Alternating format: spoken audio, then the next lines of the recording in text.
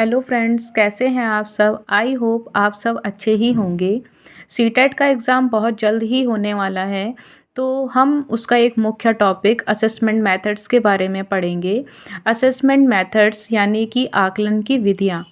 इसमें हमने मुख्य तौर पर 3 टॉपिक देखे जाते हैं, जैसे कि अधिगम के लिए आकलन, अधिगम का आकलन और अधिगम के रूप में आकलन। आज हम इन तीनों टॉपिकों को बहुत ही सरलता से देखेंगे और मैं आपको इसे बहुत ही आसानी से समझाना चाहूँगी। अगर आपको ये वीडियो अच्छा लगे तो please like, share and subscribe करिएगा। अधिगम के लिए आकलन अर्थात असेसमेंट फॉर लर्निंग। जैसे कि अधिगम के लिए आकलन हम देख रहे हैं, तो अधिगम का अर्थ होता है सीखना। हम सीखना देखते हैं कि हम कैसे सीखते हैं, क्या सीखते हैं, तो हम इसे इन पद्धतियों के रूप में जानते हैं। अधिगम का अर्थ होता है सीखना, अर्थात आकलन के अंतर्गत शिक्षक इसे शिक्षण प्रक्रिया के अंग के रूप में प्रयोग करते हैं। हम अगर सरल भाषा में जानें तो हम कह सकते हैं कि आकलन के माध्यम से शिक्षक शिक्षार्थियों के लिए उचित सीखने और सुधार करने के तरीके के बारे में प्रतिक्रिया प्रदान करते हैं। हम कह सकते हैं जैसे कि शिक्षक अपने विद्यार्थियों से ये जानकारी प्राप्त करता है कि हमने उसे किस तरीके से पढ़ाया है या हमने जिन पद्धतियों का उसके लिए यूज़ किया है, शिक्षण विधियों का यूज़ किया है, क्या विद्यार्थी उन शिक्षण पद्धतियों से या विधियों से सीख पाया है। अगर वो उसको नहीं समझ पा रहा तो शिक्षक अपनी पद्धतियों पर या अपनी विधियों पर इसको देखते हैं कि हम उसमें कैसे सुधार करें या हम किन किन परिवर्तनों को शामिल करें, जिससे कि बच्चा बहुत आसानी से सीख पाए या समझ पाए। अब है अधिगम का आकलन अर्थात असेसमेंट ऑफ लर्निंग। अधिगम का आकलन, इसे सीखने का आकलन या योगात्मक मूल्यांकन के रूप में भी जानते हैं। आमतौर पर शिक्षक इस प्रकार का मूल्यांकन इकाई या सत्र के अंत में विद्यार्थियों को ग्रेड या रैंक देने के लिए करते हैं।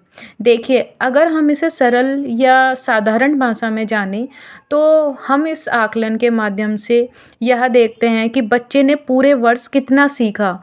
जैसे कि इसमें है कि सत्र के अंत में जैसे हम देखते हैं कि हमें रिपोर्ट कार्ड मिलते हैं, तो उसमें विद्यार्थी का क्रीड़ा का क्षेत्र या कोई भी उसके को एक्टिविटी होती है, उससे जो हमारा रिपोर्ट कार्ड मिलता है उसमें सभी शामिल होती हैं। सभी विषयों में कितने अंक प्राप्त किए, क्रीड़ा के क्षेत्र में कितने अंक प्राप्त किए और क्षेत्रों में कितने अंक प्राप्त किए, सबका मूल्यांकन होके हमें मिलता है। या हम इसमें देखें कि इकाई का अंत होता है कि अगर शिक्षक कक्षा में कोई लेसन पढ़ा रहा है तो वह जानता है, उसको पढ़ाने के बाद वो उस बच्चों से उसके बारे में जानने का प्रयास करता है कि बच्चे ने इस पाठ के अंत में कितना सीखा।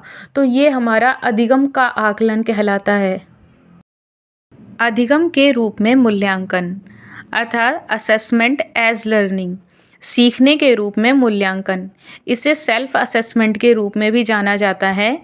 इस मूल्यांकन के द्वारा छात्रों को उनके स्वयं के मूल्यांकन में शामिल करने की प्रक्रिया है, जिसके द्वारा वह अपने सीखने की प्रक्रिया का मूल्यांकन कर सुधार करने के लिए प्रयास करते हैं। अर्थात हम सरल भाषा में देखें तो विद्यार्थी खुद से अपनी जो शिक्षण पद्धति है या वह किस प्रकार सीख रहे हैं उसके बारे में जानकर अपनी शिक्षण पद्धति में सुधार करते हैं। इसमें हमारा अभ्यास कार्य आता है, गृह कार्य आता है। विद्यार्थियों को अभ्यास कार्य और गृह कार्य दिया जाता है ताकि वो उसमें सम्मिलित हों और वो ये जान पाएँ कि हमने कितना सीखा है या हमें कितने सीखने की आवश्यकता है या हम कहाँ पर सुधार कर सकते हैं और हम अपनी पद्धति को कितना बेहतर करके सीख सकते हैं। Thank you. आपको वीडियो अच्छा लगा हो तो please like, share and subscribe करिएगा। धन्यवाद।